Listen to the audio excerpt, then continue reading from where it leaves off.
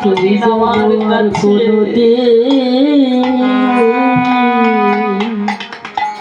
ওরে ফিরে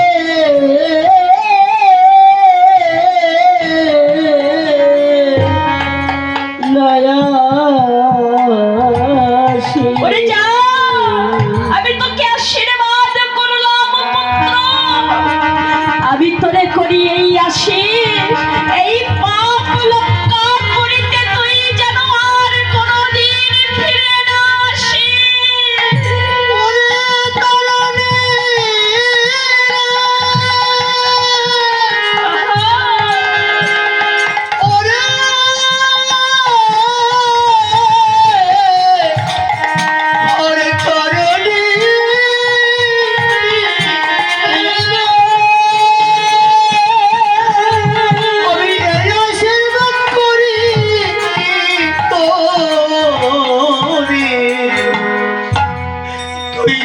এই পাপ করিতে কোনদিন ফিরে না আসি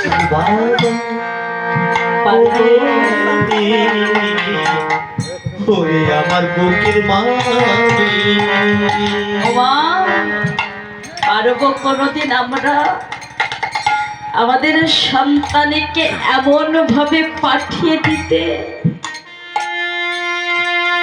মুখে বলাটা যতটা সহজ করাটা কিন্তু ততটা সহজ নয়। আজ সরমা দেবী যেমন করে পাঠালো আমরা কি কোনোদিন পারবো? সন্তানকে মায়ার জালে স্নেহের আঁচলে বেঁধে রাখলো না সরমা দেবী। যা যা পুত্র ভগবানের চরণ লাভ কর, আমি আশীর্বাদ করি এই পাপ লঙ্কা পুরিতে তোকে আর ফিরে আসতে হবে না। মায়ের কাছ থেকে আশীর্বাদ নিয়ে চিন্তা করলো, তাই তো আমার জেঠুমনির কাছ থেকে তো আমাকে এখনো আশীর্বাদ নিতে হবে। জেঠুমনির কাছে যে বলছি, জেঠুমনি এই দেখো আমার মা সরমা দেবী আমায় কত সুন্দর করে সাজিয়ে দিয়েছে। চমকে উঠল রাবণ, দেখি ছুটে যে তরুণীকে বুকে নিয়ে জড়িয়ে কেঁদে কেঁদে বলছে, ওরে পুত্র আমি ভক্ত দেখেছি কিন্তু তোর মায়ের মতো ভক্তই আমি কোনোদিন দেখি নাই। আমার এই পাপ লঙ্কা পুরিতে যে এত বড় ভক্ত আছে আমার জানা ছিল না। ওরে ওরে আমি যদি তোর মায়ের ভাষণ না হতাম, আমি তোর মায়ের ওই চরণ দুখানা যে আমার মুখে জড়িয়ে নিলাম, ওরে আজ আমি তোর মায়ের ভাষণ বলে তোর মায়ের চরণ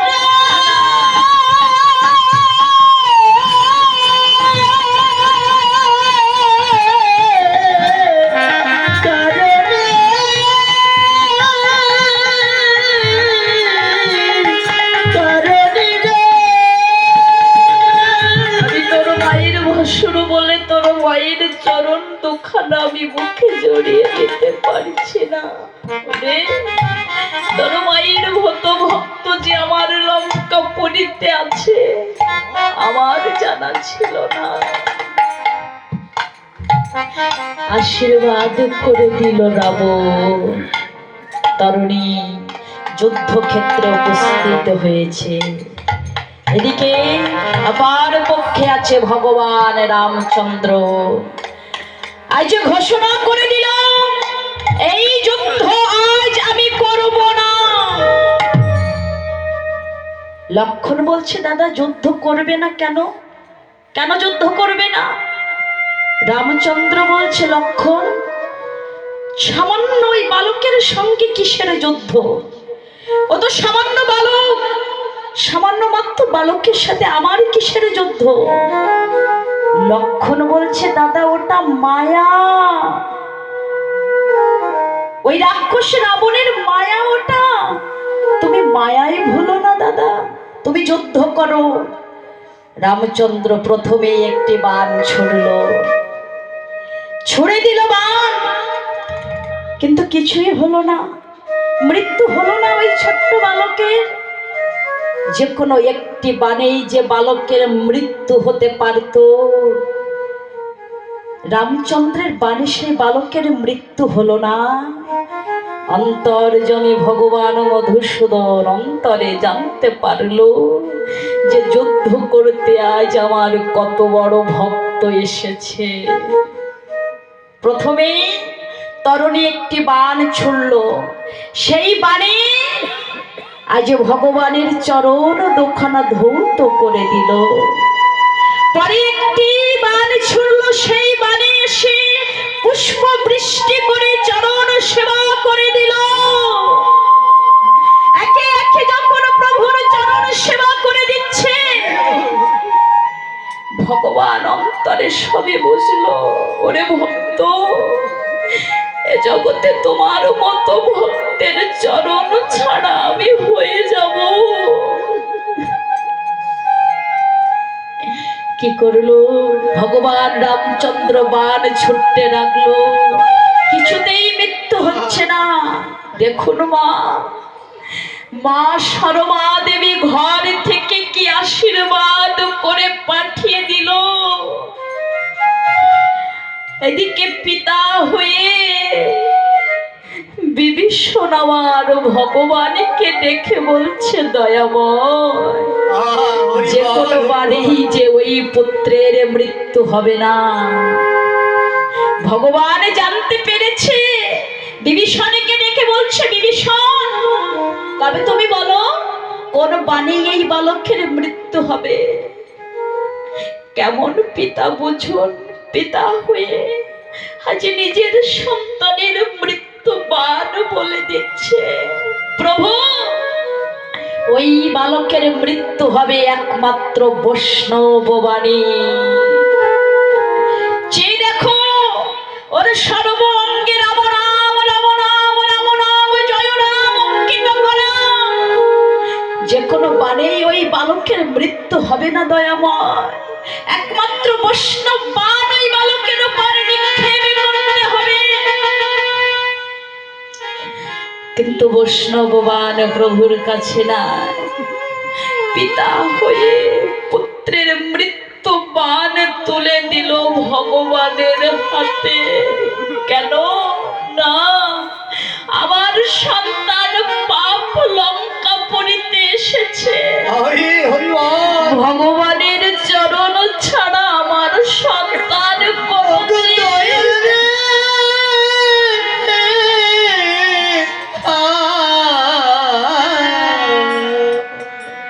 কোনদিন আমার সন্তান উদ্ধার হতে পারবে না।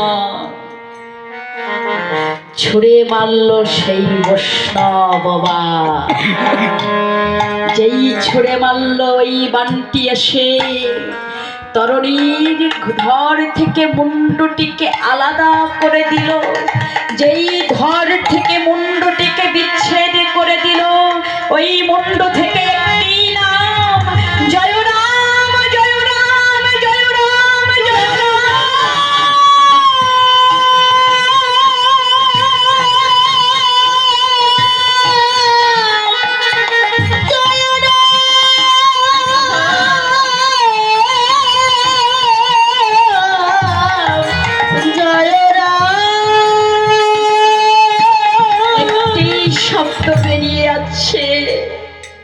ওই মুন্ডটি এসে পড়ল ভগবানের চরণে। ভগবান ভক্তের মুন্ডটি হাতে তুলে নিয়ে কেঁদে কেঁদে বলল, ওরে ভক্ত আমার, এই জগতের যে মৃত্যুর পূর্বে তাই আমার নাম করতে ভুলে যায়, আজ তুমি মৃত্যুর পূর্বেও আমার নামটি বদনে শ্রবণ করছো। তোমার বদন দিয়ে সুমন উচ্চারিত হয়েছে,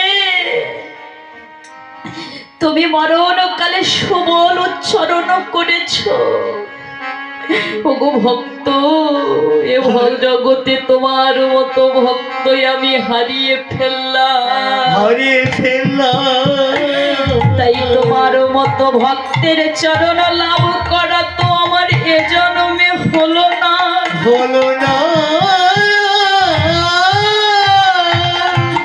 তাই আগামী নাপার জন্মে তুমি হবে আমার মরম শাখা।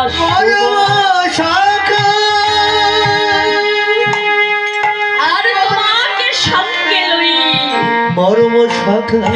আমি বৃন্দাবনে তোমার সঙ্গে লীলা করব।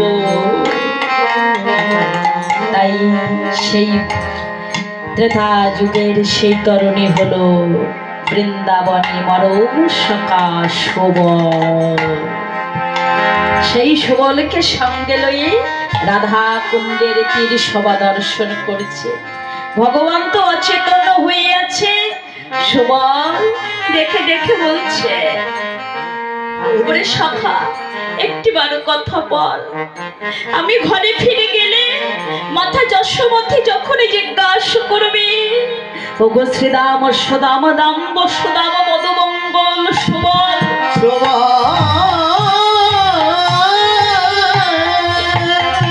তোমরা তো সবাই ঘরে ফিরে এলে, আমার গোপাল কোথায়? বলতে পারিস ভাই? মাথা যশোমতিকে আমরা কি বলবো?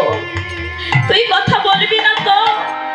ওরে, তুই যদি কথা না বলিস আমার প্রাণটা আমি রাখবো না। কারণ আমরা যে তোর কাছে বড় ঋণী ভাই। কিসের জন্য জানিস? যেদিন বনে দাবানল বেষ্টন হয়েছিল, যেদিন যমুনার ওই বিষ জল আমরা পান করেছিলাম, সেদিন তুই আমাদের প্রাণ বাঁচিয়েছিলি। তাই তোর কাছে আমরা আজ বড় ঋণী।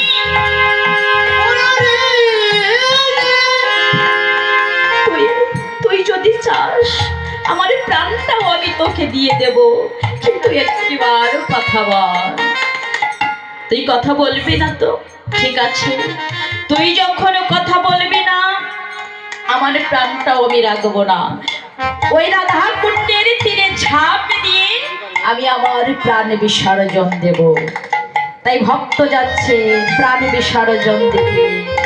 বিপদ ভঞ্জন মধুসূদন ভগবান আমার চিন্তা করলো, আমার ভগবানকে যদি আমি না বাঁচাই, আমার ভগবানকে যদি আমি রক্ষা না করি, ভক্ত তো আমায় বিপদ ভঞ্জন মধুসূদন বলবে না। তাই সুবল যাচ্ছে রাধা কুণ্ডের জলে ঝাঁপ দিতে, আর ভগবান পিছন থেকে সুবলকে ডাকে দিয়ে বলছে, শোনো রে সুবল ভাইয়া, নিবেদন করি,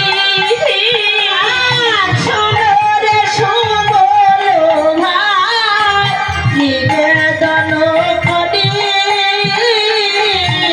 কহিতে বাসায় লাগো না কহিলে ও মরি, আর কহিতে বাসায় লাগো না কহিলে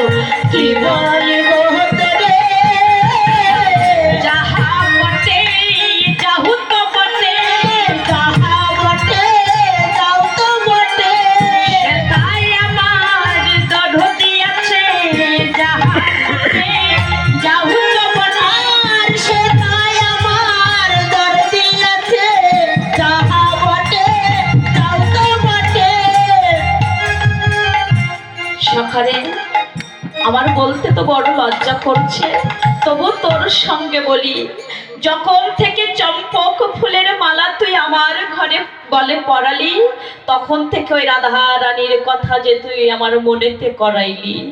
তাই বলি সখা, আমার রাধা রানীকে তুই এনে দে, তা না হলে আমি প্রাণে বাঁচব না। এই রাধা, সে তো যাবটি ওই জটিলার মন্দিরে, সেখানে আছে আয়ান জটিলা কুটিলা, সেখান থেকে আমি তো রাধাকে কেমন করে আনবো? সখা, তুই অন্য কিছু চেয়ে নে, আমি দিয়ে দেব, কিন্তু তোর রাধা রানীকে আমি এনে দিতে পারবো না। সখারে, তাহলে আমিও প্রাণে বাঁচবো না। তাই আজ সুবল আমার ভগবানের এখনো দশা দেখে যাচ্ছে। তবে সখা, একটি কথা বলি, সেখানে তো বড় বিপদ, আমি তো যাচ্ছি, কিন্তু তুই আমার সহায় থাকিস, আমি স্মরণ করলে যেন আমি তোকে পাই। তাই আজ সচত রসবল পাবন গত ধাওল, সচত রসবল পাবন গত ধাওল, ধাওল যা বট মাঝ,